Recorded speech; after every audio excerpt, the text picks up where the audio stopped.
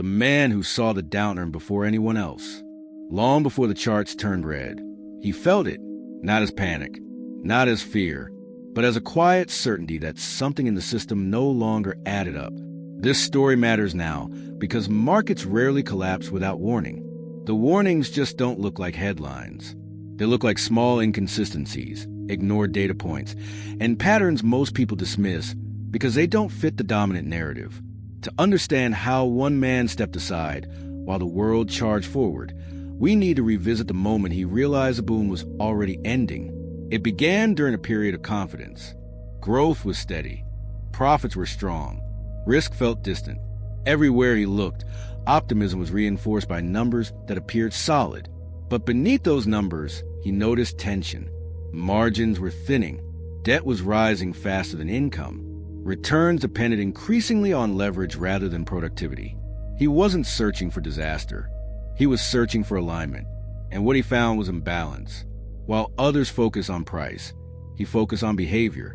Companies were borrowing aggressively, not to expand capacity, but to maintain appearances.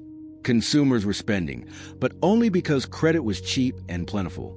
Banks were lending confidently, yet quietly shortening terms and tightening collateral. Individually, each sign meant little. Together, they formed a pattern he had seen before. The early reveal came when volatility failed to respond to good news. Earnings beat expectations, yet prices barely moved. Stimulus announcements arrived, but momentum stalled. The market looked strong, but it felt tired, as if it was being pushed forward rather than pulled by genuine growth. He ran scenarios most investors ignored. Not crashes, not catastrophes, just modest slowdowns. The results unsettled him. Even mild stress produced cascading effects. Liquidity dried up quickly. Correlation spiked. Buffers vanished. The system was resilient only as long as nothing changed. That realization forced a decision. Not dramatic, not public. He began reducing exposure quietly, cutting leverage, raising cash, stepping away from trades that relied on perfect conditions. Friends questioned him. Colleagues dismissed his caution as pessimism. After all, nothing was wrong yet. But to him, that was a problem. Because by the time something looks wrong to everyone else, it's already too late. And as the market pushed toward new highs, he did something few were willing to do. He stepped aside. The decision isolated him almost immediately. As markets climbed higher, his caution looked like failure. Portfolios around him swelled with gains. Bonuses grew. Confidence hardened into certainty.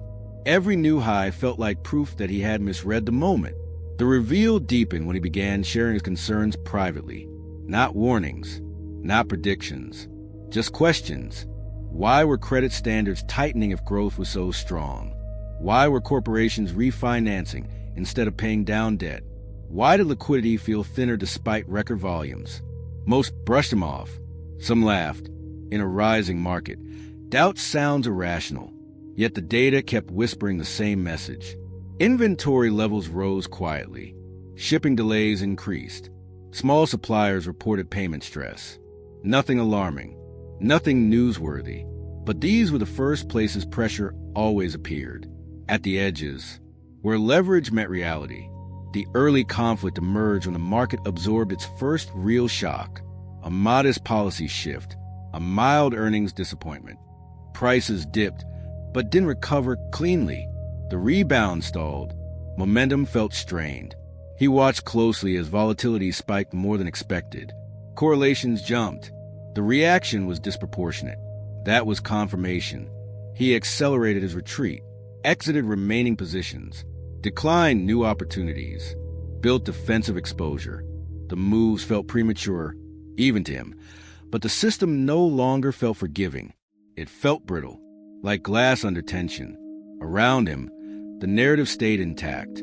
Commentators framed the dip as a buying opportunity. Analysts raised targets. Investors doubled down. Fear was dismissed as weakness. The rally resumed, but something had changed. Each push higher required more effort, more stimulus, more leverage. He waited, and then, quietly, without ceremony, the signs multiplied. Funding costs crept upward. Repo markets tightened. Credit spreads widened at the margins. The signals were still subtle, but they were no longer isolated. The downturn hadn't arrived yet, but it was assembling. And for the first time, he felt relief, not because he was right, but because he was no longer exposed when the market finally tested itself.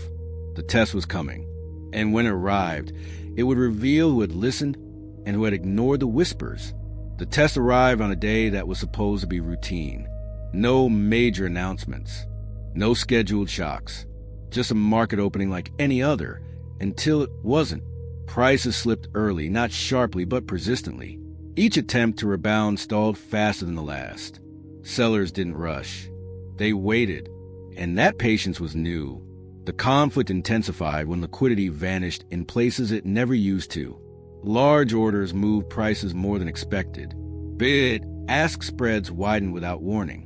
Market makers pulled back, unwilling to absorb risk in an environment that suddenly felt unpredictable. The system, once fluid, began to seize.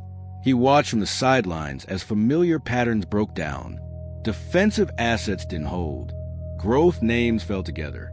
Correlations snapped toward one. This wasn't panic. It was recognition. Institutions were adjusting, not emotionally, but structurally. Exposure was being reduced quietly, methodically.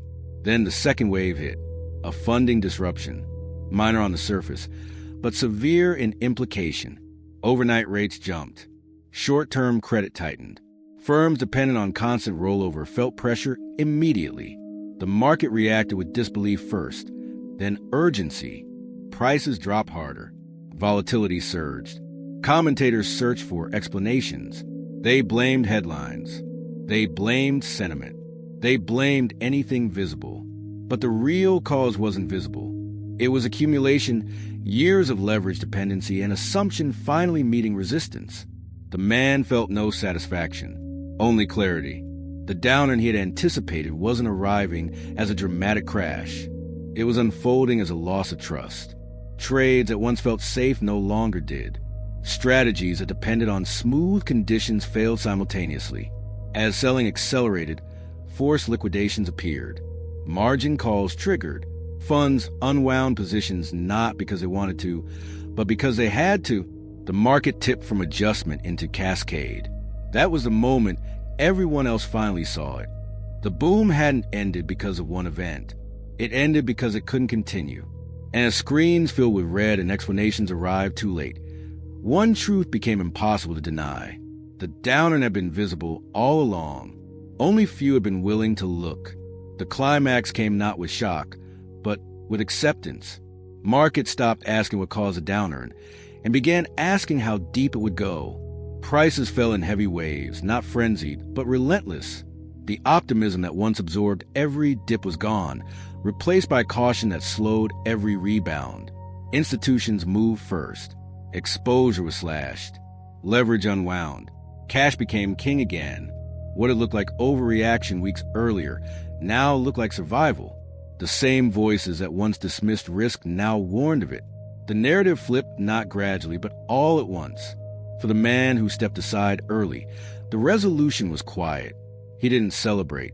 He didn't speak publicly. He simply watched the system do what it always does when pressure builds too long. It corrected. The downturn confirmed what his models and instincts had already told him, not because he was extraordinary, but because he listened when signals were faint instead of waiting for them to scream. As the dust settled, the lesson crystallized. Markets don't collapse suddenly. They erode invisibly. The warning signs aren't dramatic. They're boring. They're easy to ignore. And that's why most people do. Modern relevance couldn't be clearer. Today's markets are louder, faster, and more confident than ever. But beneath the noise, the same patterns repeat. Leverage builds. Dependence grows. Assumptions harden. And somewhere, someone notices imbalance before anyone else does. The difference isn't intelligence. It's attention. Because the downturn is never invisible. It's just inconvenient to see. Sometimes the smallest shift in perspective becomes the beginning of a new future. The